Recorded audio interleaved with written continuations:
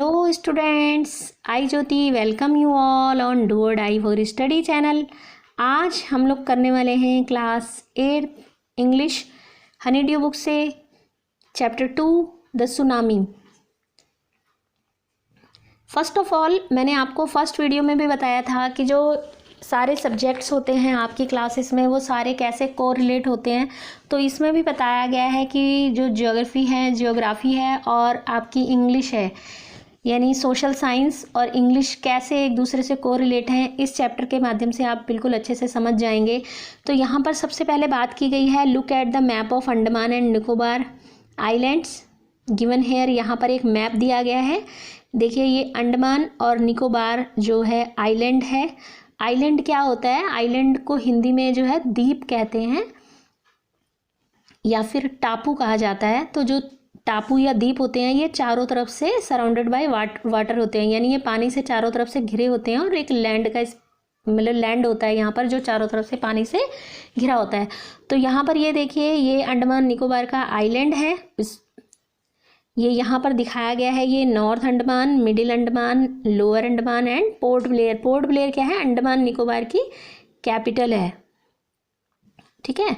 और इसमें जिस चीज़ के बारे में आपको बहुत ज़्यादा बार बार बात की गई है वो है कैचल। ये है यहाँ पर, ये आप अच्छे से देख लीजिए, ये साउथ साइड में है। ठीक है। ये आपको वेस्ट साउथ में आता है, ये साउथ वेस्ट बोलेंगे इसको, सॉरी साउथ वेस्ट डायरेक्शन में पड़ता है ये अंडमान निकोबार में। इस tsunami is very large and powerful waves caused by earthquakes under the सी।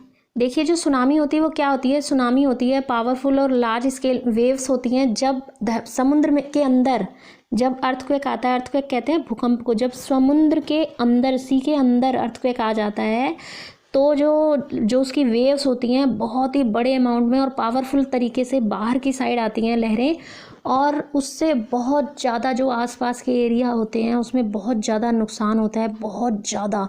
या पिक्चर में देख पा रहे होगे कि कैसे फ्लड आई हुई है और बीच में घर, गाड़ियाँ, सब कुछ, ह्यूमन बीइंग्स, सब कुछ बीच में बह के चले जाते हैं। यहाँ पर जो बताया गया है, कुछ डेट्स दी गई हैं कि कब सुनामी आई और उससे कहाँ कहाँ पर बहुत ज़्यादा डैमेज हुआ, नुकसान हुआ, तो आप उसको देखेंगे इस चैप्टर में। और एक चीज़ और देखेंगे कि क्या एनिमल्स में सुनामी, यानी जो एनिमल्स होते हैं क्या उनको पहले से ही पता चल जाता है कि सुनामी आने वाली है? क्या उनमें एक ऐसी सेंस होती है जिसको सिक्स सेंस बोला जाता है, कि उनमें एक ऐसी सिक्स सेंस होती है कि जिनको पता पहले से ही चल जाता है कि सुनामी आने वाली है? तो देखिए इसमें बताया गया है कि ऑन 26 दिसंबर 2004 में एक सुनामी आई थी जिसने थाईलैंड को हिट किया, और जो इंडिया के कुछ पार्ट्स थे जैसे अंडमान और निकोबार आइलैंड, जैसे मैंने आपको पहले दिखाया कि ये मैप में कि अंडमान निकोबार का मैप है, वहाँ पर बहुत ज़्यादा तबाही हुई थी। और इसमें जो तमिलनाडु का कोस्ट है, सी कोस्ट, वहाँ पर भी कुछ नुकसान हुआ था। तो इसमें जो है कुछ स्टोरीज बताई गई हैं जो लोगों के साहस के बारे में है और उन्होंने कैसे सरवाइव किया उस कंडीशन में, उनकी कहानियाँ हैं इस चैप्टर में। These stories are all from Andaman and Nicobar archipelago. देखिए आर्किप्लागो होता है एक group of many islands and surrounding by the sea. जो आर्किप्लागो होता है जिसमें छोटे छोटे आइलैंड्स होते हैं और वो सराउंडेड बाय सी होते हैं, यानी समुद्र से चारों तरफ घिरे होते हैं बहुत से आइलैंड, जो मैंने अभी आपको मैप में भी दिखाए अंडमान निकोबार का। तो यहाँ पर जो है इग्नोसियस जो है वो एक मैनेजर है कोऑपरेटिव सोसाइटी में, और कच्छल में जो मैंने अभी आपको मैप में दिखाया साउथ वेस्ट में अंडमान निकोबार में, उसकी वाइफ जो है सुबह 6 बजे ही उठ गई क्योंकि उसको अनुभव हुआ कि अर्थक्वेक आया है। अर्थक्वेक कहते हैं भूकंप को। जो इग्नोसियस था वो carefully took his television set of his table and put it down on the ground so that it would not fall और ब्रेक। तो उसने जो है इग्नोसियस केयरफुली उठा और उसने टेलीविज़न को आराम से उतार कर जो टेबल से नीचे रख दिया, ज़मीन पर रख दिया, ताकि वो गिर कर टूटे नहीं। और उसके बाद वो अपनी फैमिली को लेकर के बाहर की तरफ दौड़ा।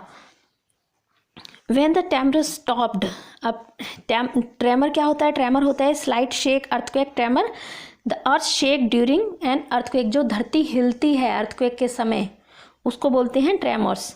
जैसे ही धरती का हिलना रुका तो उन्होंने देखा कि समुद्र की जो लहरें हैं वहाँ पर वो आ रही हैं, बहुत तेज़ी से आ रही हैं, राइजिंग यानी ऊपर की ओर उठ रही हैं। ये आप जो इसमें देख पा रहे हैं इस पिक्चर में, इस तरह से ऊपर की ओर उठती हैं लहरें। In the chaos and confusion. अब क्योस क्या होता है कि कुछ समझ में ना आना कि क्या हो रहा है, क्या करें क्या ना करें, और उनमें कन्फ्यूज़न हो गया कि अब वो क्या करें। 2 of his children caught hold of the hands of their mother's father. Mother's father कहते हैं नाना जी को। तो उनमें से 2 बच्चों की बाहें जो हैं उनके नाना जी ने पकड़ ली, एंड मदर्स ब्रदर, और उनके मामा ने। And rust in opposite direction, वो एक तरफ दौड़े, और and he never saw them again, और उन्होंने उनको दोबारा कभी नहीं देखा। His wife was also swept away. Swept कहते हैं डेथ हो जाना, ठीक है, तो उसकी वाइफ की भी डेथ हो गई। Only 3 other children who came with him were saved. जो बच्चे 3 जो इग्नेशियस के साथ थे वही बच पाए। नेक्स्ट स्टोरी इसमें बताई गई है संजीव के बारे में। Sanjeev was a policeman and serving in Katchal island of Nicobar group of islands. ये भी कच्छल में आइलैंड में ही थे, जो पुलिसमैन थे, सर्विस कर रहे थे पुलिसमैन की निकोबार ग्रुप्स आइलैंड में।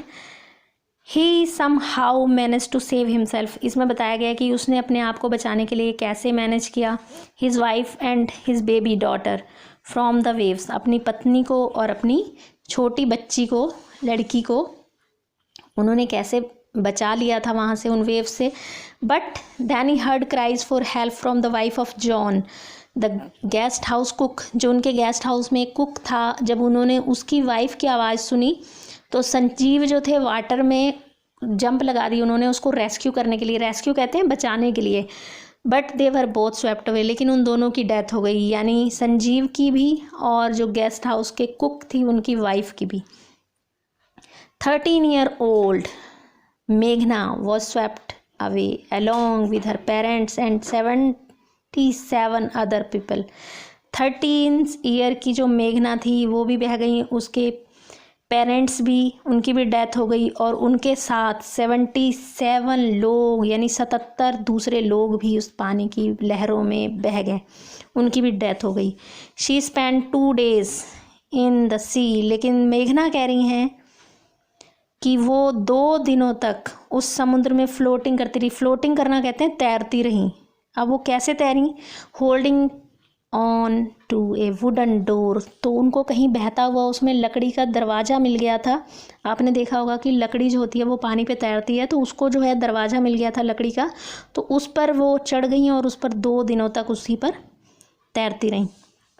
11 times शी शा रिलीफ हेलीकॉप्टर ओवरहेड। उसने 11 times देखा कि जो रिलीफ हेलीकॉप्टर्स थे, यानी जो लोगों को बचाने के लिए हेलीकॉप्टर्स आ रहे थे, उसके सर के ऊपर से गुजरे, लेकिन उन लोगों ने उसको नहीं देखा। She was brought to the shore by a wave and she found walking on the sea shore in a days. तो हुआ क्या, लेकिन जब वो बेहोश हो गई थी वहाँ पर 2 दिनों तक ऊपर बैठे बैठे, तो बाद में जब वो जागी तो उसने पाया अपने आप को समुद्र के किनारे पर, कि वो एक वेव के सहारे समुद्र के किनारे तैरती हुई आ गई थी। अब नेक्स्ट जो स्टोरी बताई गई है वो बताई गई है एल्मस जावेद की। Was 10 years old। वो 10 साल की लड़की थी।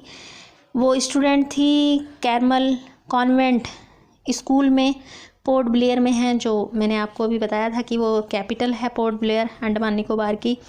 तो वहाँ पर उस स्कूल में वो पढ़ती थी। Where her father had a petrol pump. वहाँ पर उसके पापा का जो था पेट्रोल पंप था।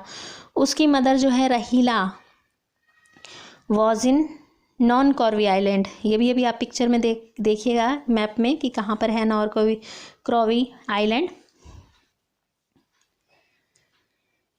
The family had gone there to celebrate Christmas. तो उनकी फैमिली जो थी वहाँ पर क्रिसमस मनाने के लिए गई थी।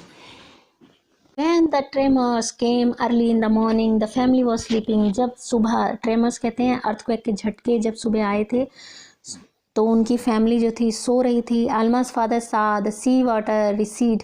उसके पिता ने देखा कि जहाँ पर समुद्र का पानी था वहाँ से पीछे की ओर जा रहा था। अब होता क्या है कि जब जितनी स्पीड से पानी समुद्र का पीछे जाता है उससे डबल या उससे भी ज़्यादा फोर्स से आगे की ओर फिर से वापस आता है। तो उसके पापा ये समझ गए कि पानी जो वापस जा रहा है तो अब वो वापस आएगा ग्रेट फोर्स के साथ ही। वो everyone up and try to rush them to safer place. तो उसके पापा ने सबको जगाया और सबको कहा कि एक सुरक्षित जगह की ओर दौड़ो। As they ran her grandfather was hit on the head by something and he fell down. जैसे ही वो दौड़ रहे थे तो उसके दादाजी जो थे उनके सर पे कुछ लगा और वो नीचे गिर गए। उसके फादर उनकी हेल्प के लिए वापस दौड़े तो उन्होंने देखा था then came the first giant wave that swept both of them away. तो उसके बाद जो एक जाइंट वेव आई, जाइंट कहते हैं विशाल, बहुत बड़ी लहर आई, तो उसमें वो दोनों की डेथ हो गई। Alma's mother and aunts stood clinging to the leaves of a coconut tree. Clinging कहते हैं होल्ड करना यानी पकड़ना। जो एल्मस की मदर थी और आंट थी वो दोनों एक कोकोनट ट्री की पत्तियों को पकड़कर लटकी हुई बैठी हुई थी और उसको भी उधर बुला रही थी कि वो भी उनके पास आ जाएं। लेकिन एक वेव आई तो उसने अनरूट कर दिया यानी उसको जड़ से ही उखाड़ दिया उस पेड़ को। And the two were washed away, और वो उन दोनों की भी धुलाई हो गई। अब धुलाई होना क्या होता है कि वो दोनों भी उसी में बह गई। एल्मस था ए लॉग ऑफ वुड फ्लोटिंग। तो एल्मस ने वहाँ पर जो था एक लकड़ी का टुकड़ा देखा, लकड़ी का लट्ठा देखा जो तैर रहा था, तो वो उसके ऊपर चढ़ गई। दैन शी फेंटेड, और उसके बाद वो बेहोश हो गई। व्हेन शी वॉक अप, और जब वो उठी तो उसने क्या देखा, she was in a hospital in Kamorta. तो वो कामोर्टा के हॉस्पिटल में थी। From there she was brought to the Port Blair, उसके बाद उसको वहाँ से पोर्ट ब्लेयर लाया गया। The little girl does not want to talk about the incident with anyone, she is still in traumatized. तो वो जो छोटी लड़की है वो किसी से भी उस इंसिडेंट के बारे में बात नहीं करना चाहती थी। वो अभी भी शॉक्ड है और डिस्ट्रेस्ड है, यानी उसको बहुत ही ज़्यादा सदमा लगा है।